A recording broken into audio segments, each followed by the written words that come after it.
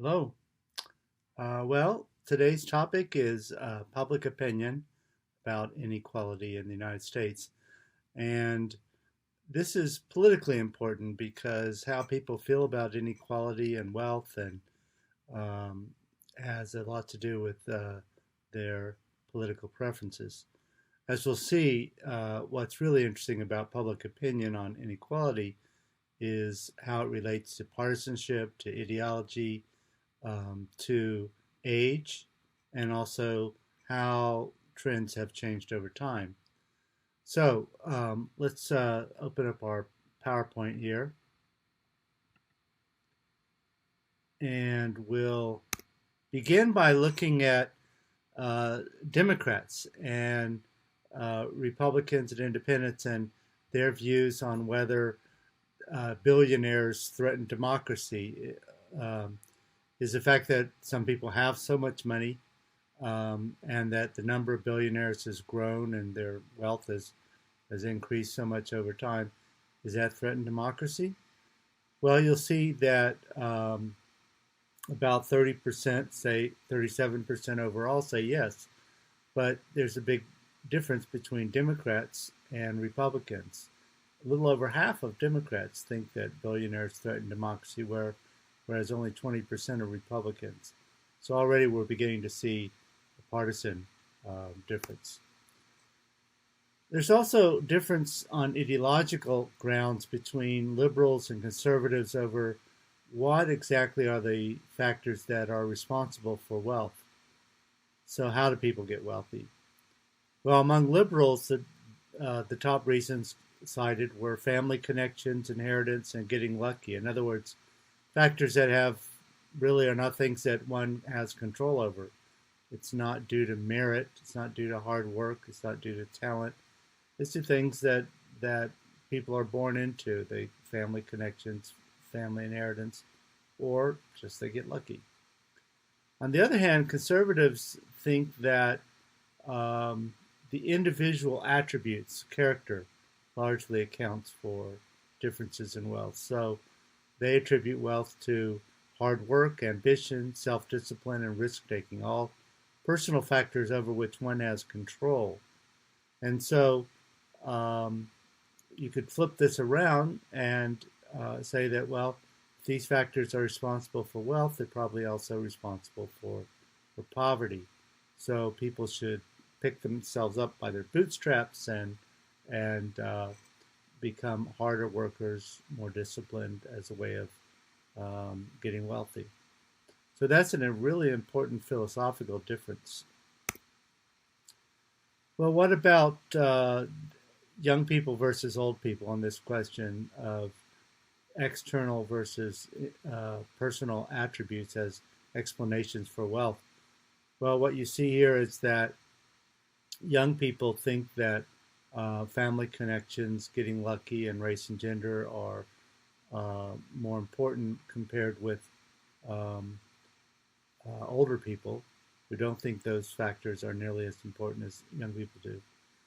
On the other hand, older people think that hard work and grit, ambition, education, uh, delayed gratification, and risk taking are more important in accounting for wealth than young people do.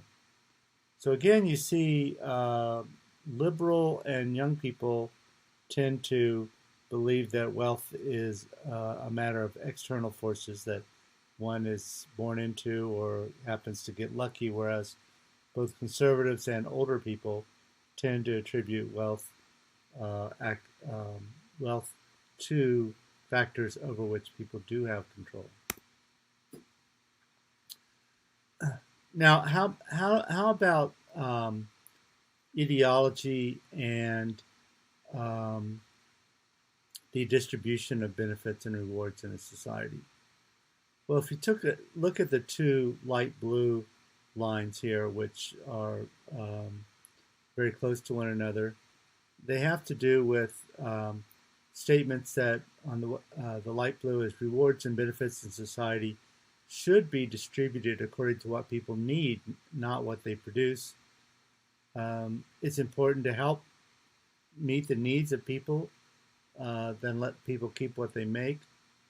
And so basically, those are more egalitarian sentiments, and you can see that on the left-hand side, very liberal people tend to agree strongly with those statements, whereas very conservative people, very conservative inclination, uh, very few of them agree with those statements.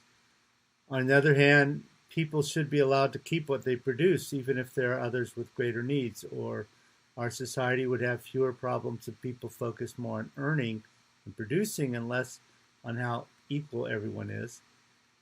So that's saying that inequality is less important than um, creating the right incentives for people to maximize production and efficiency. Well, fairly few liberals agree with those statements, but you can see that conservatives are more inclined to agree with those statements that emphasize production and efficiency uh, at 80% level, even more than liberals agree with the more egalitarian sentiment. So um, the question of whether how we distribute rewards on the basis of effort and output or on the basis of need, that's a crucial ideological distinction. Now, it's interesting here to see how the question of socialism and capitalism is addressed by Democrats and Republicans. Um, what's interesting is that we often think, well, we're a capitalist society. People don't really like socialism. Socialism is a bad word. Well, in fact, you can see on the Democratic side that over half of Democrats um, had favorable views of both socialism and capitalism up until about 2016. And then you notice a divergence. The proportion of Democrats who have a favorable view of capitalism declines by 11 points, whereas the proportion who have a favorable view of socialism increases by 6 points, so that there's ultimately by 2019 a big gap between Democrats are much more socialist than capitalist in their views. Well, that's a relatively new development in American politics and a pretty significant one, I think. On the other hand, Republicans are strongly pro-capitalist, and very few Republicans have a favorable view of socialism. And if anything, the gap between those who favor capitalism over socialism has grown over time slightly. Well, how does one's income impact one's view about capitalism? Well, you can see here that those who have higher income are more favorable toward capitalism, and those who have lower incomes are less favorable among Democrats. And um, well, excuse me. Yeah, I stated that a little bit wrong. So those who are wealthier tend to favor capitalism. Those who are poor tend to have a more balanced view between the two systems. Um, and that's not that surprising. The people who are winners in the economic game, um, you know, tend to prefer a more competitive system that emphasizes private property and wealth creation. What about government and taxes? Well, this is kind of interesting because you see here that on the one hand, um, about 25% of people in 2019 said that they favored both more government services and were willing to pay more taxes for those services. Um, on the other hand, 42% preferred fewer services and lower taxes, a more conservative view.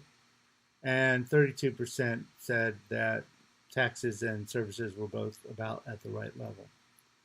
But look at what's happened over time. 2011, 16% favored more taxes and more services. That rose to 25%. Um, on the other hand, those who preferred lower taxes and fewer services, that fell from 56% in 2011 to 42%. So there's been some shift over time, although still it's a fairly conservative.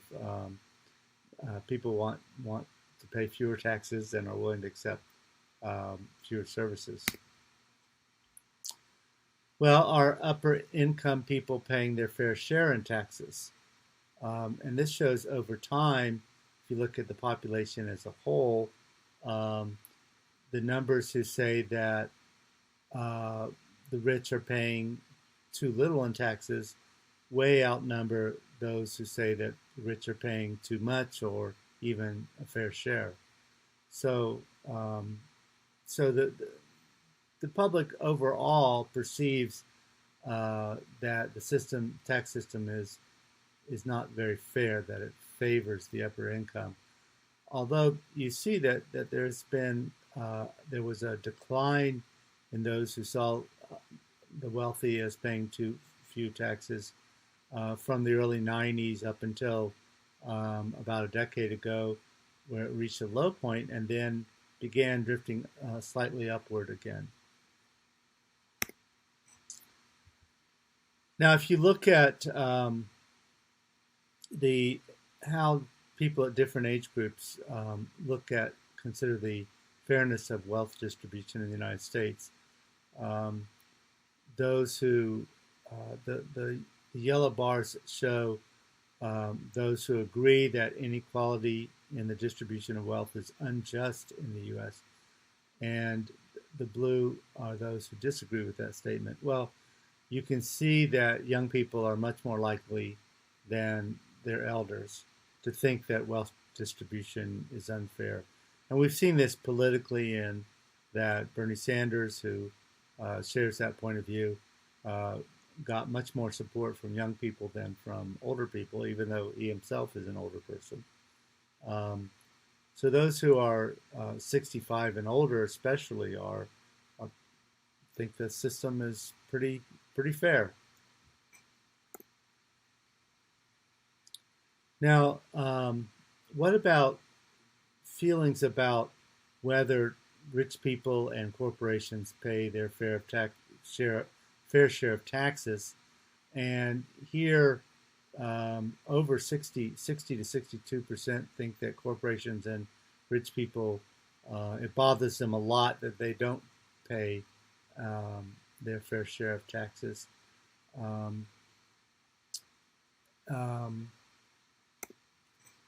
and if we look at the partisan viewpoints on this, especially let's look at the bottom graph, which shows the percentage who say the federal tax system is very or moderately fair. So they think it's a pretty good tax system. It's pretty fair. Well, you notice that the differences between Democrats in the blue and the Republicans in the red, they kind of went up and down, but they were fairly close to one another up until the last 2019, where we all of a sudden get a huge gap. Almost twice as many Republicans think the system is fair than Democrats. So we have a growing divergence by party in their estimation of whether the tax system is fair or not. And if we look at income and views on the fairness of the tax system, we see that the gaps between Republicans and Democrats who make less than $30,000 is not that great. It's significant, but it's modest. In 2019, 56% of Republicans thought the system was fair. Only 40% of Democrats. But once you get up above $75,000 in income, that's where the real divergence occurs, where the wealthier Republicans are much more likely than more than 3 times as likely as wealthier Democrats to think that the tax system is fair. So in 2017, the Trump administration and the Congress passed a major tax reduction bill that was mainly aimed at helping wealthy people and corporations. I think if I remember the figures correctly, about 85% of the tax relief went to the people in the top 1% of income earners. So it was skewed definitely toward the wealthy. So how did Americans feel about that tax bill? Well, if you looked at overall, that there were more people who felt negatively about that tax bill than positively. But then if you look at Republicans, you see those who approve both in January 2018 and again when the question was asked in 2019, there was a strong lean toward approval, and among Democrats there was a strong lean toward disapproval. So that issue brought out very stark partisan differences. Well, should we be raising taxes on those with incomes over $200,000 a year? Well, you can see that over 60% of Americans think we should, and that works out to over 80% of Democrats agree, but 38% of Republicans. So again, partisanship, Democrats twice as likely as Republicans, more than twice as likely to want to raise taxes on the wealthy. This is a quote from a political scientist named Larry Bartels. I think it's kind of interesting because it shows the sort of contradictory viewpoints of the American public as a whole when it comes to taxes and wealth and government.